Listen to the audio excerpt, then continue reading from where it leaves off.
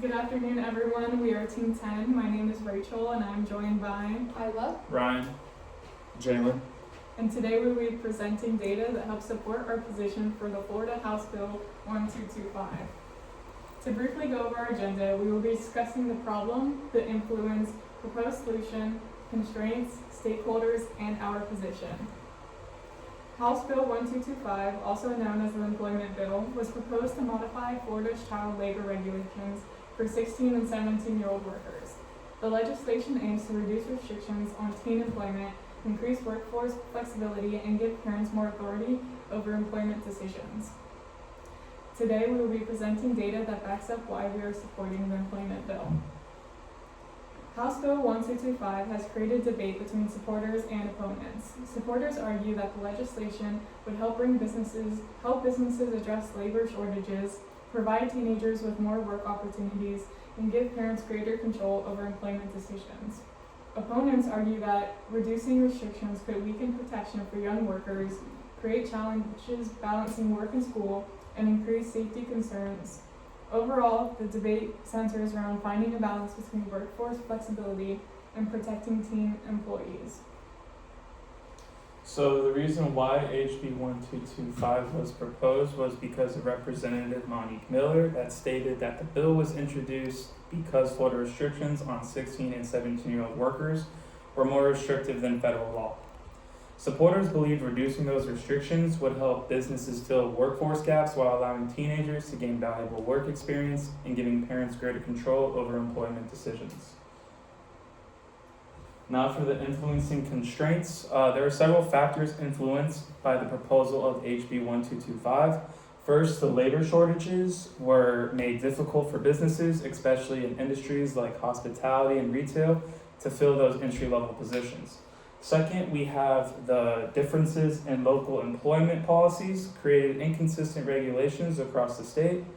Third, the supporters argued that Florida's child law labors place stricter limits on these 16 and 17-year-old workers than necessary.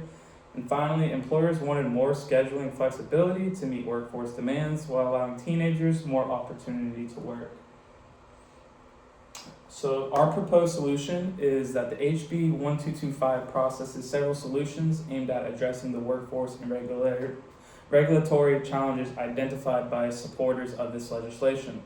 First, the bill would reduce restrictions on these 16 and 17-year-old workers by allowing them more flexibility in their work hours and schedule.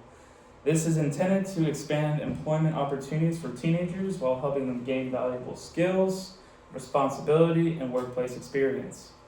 Second, the legislation would increase access to a larger teenage workforce, which supporters believe could help businesses in industries such as hospitality, retail, and food services address staffing shortages.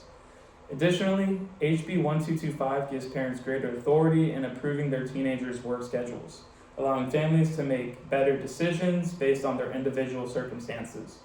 Finally, the bill establishes more consistent statewide employment standards by reducing differences between local regulations, creating clear expectations for both employers and employees. so the stakeholders who are going to benefit the most from House Bill 1225 are going to be employers, young workers, and industries that rely on entry-level positions. So employers are going to benefit from having access to a larger workforce, which is going to help address staffing challenges. Young workers benefit by gaining more opportunities to earn income, develop skills, and gain valuable work experience. And then industries such as retail, food service, and hospitality may especially benefit because they often depend on those flexible entry-level employees. On the other hand, the stakeholders who are going to be negatively impacted by House Bill 1225 are going to include low-income communities and young workers. So the low-income teenagers may feel more pressure to work longer hours to support their families, which could create challenges balancing education and employment. And young workers may also face increased risk of fatigue, reduced school hours, or weaker workplace protections if restrictions are reduced. So some possible new constraints. So while HB 1225 may create new opportunities, it could also introduce several challenges. One concern is school balance as longer work hours may take more difficult for students to manage academics and employment. Another concern is worker protection, as fewer restrictions could reduce safeguards for young employees. The bill may also limit local control by preventing communities from creating employment policies that fit their specific needs. And finally, opponents raised concerns about team safety, as longer shifts could increase fatigue and workplace risk. Now moving on to our conclusion. HB 1225 expands job opportunities for Florida teens. The bill helps businesses address labor shortages, and we support HB 1225 because its potential to strengthen the workforce and create opportunities outweighs the drawbacks, provided employers continue to prioritize safe working conditions. And ultimately, the bill demonstrates the challenge of balancing economic growth with the responsibility to protect young workers. And here's our sources. Thank you for listening to our presentation.